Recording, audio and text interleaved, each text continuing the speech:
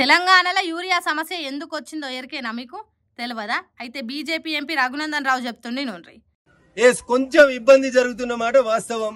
ఏంది sir? ఎట్లెట్లా sir? కొంచెం ఇబ్బందే జరిగేదా? కొంచెం అంటే ఎంత సారు? చింతాకు మందమా? 1%, 2%? నిజంగా కొంచెం ఇబ్బందే జరుగుతున్నదా? కొద్ది మందే లైన్లలో నిలబడుతున్నారా? మీ కళ్ళకు కనిపిస్తలేదా కొద్దిగా ఇబ్బంది జరుగుతున్నదా? చాలా మంది ఇబ్బంది అవుతున్నదా అనేది తెలుస్తలేదా? తెలంగాణ రైతులు లైన్లలో నిలబడి సొమ్మసిల్లి పడిపోతున్నది మీకు తెలుస్తలేదా సారు? ఫిట్స్ వచ్చి ఆగమవుతుండ్రు, బువ్వ బుగ్గి లేకుండా ఆకలి కోర్చుకొని కడుపు మార్చుకుంటుర్రు. అదంతా మీకు కొంచెం ఇబ్బంది తీరే అనిపిస్తున్నదా? భలే గొప్పోలు సార్ మీరు. సరే, ఆ కొంచెం ఇబ్బంది అయినా ఎందుకు వచ్చింది సారు? పాకిస్తాన్ తోటి ఆపరేషన్ సింధూర్ అనే యుద్ధం వల్ల చైనా నుంచి రావాల్సినటువంటి 50,000 మెట్రిక్ టన్నుల యూరియా కొంత ఆలస్యమైనటువంటి మాట నిజం. అబ్బాబ్బాబ్బా, ఏం చెప్పినారు సారు? దేశభక్తికి యూరియా సమస్యకు లింకు పెట్టిండ్రు చూడుర్రి, మీరు సూపర్ సారు.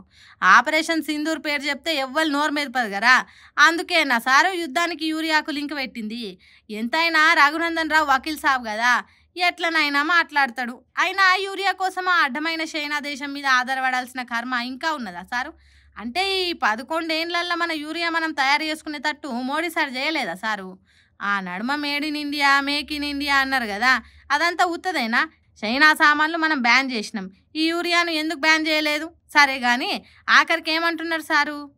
కలుగుతున్నటువంటి అసౌకర్యానికి మేము చింతించుండ్రి సారు, బాగా చింతించుండ్రి. ఆ చింతించుడేదో యూరియా సెంటర్ల కాడికి వచ్చి చింతించుండ్రి, అప్పుడు అర్థమవుతుంది రైతులు ఎంత బాధపడుతున్నారో. ఒకవేళ చైనా దేశం సప్లై చేయకుంటే పక్కకున్న ఆంధ్రప్రదేశ్ రాష్ట్రంలో ఎన్నికలు జరిగే బీహార్ రాష్ట్రంలో ఎందుకు సార్ యూరియా సమస్య కలుగుతలేదు? ఒక్క తెలంగాణలోని ఎందుకు యూరియా కోసం ఆగమవుతున్నారు రైతన్నలు? దానికి కూడా సమాధానం చెప్తే మంచిగుండు సారు.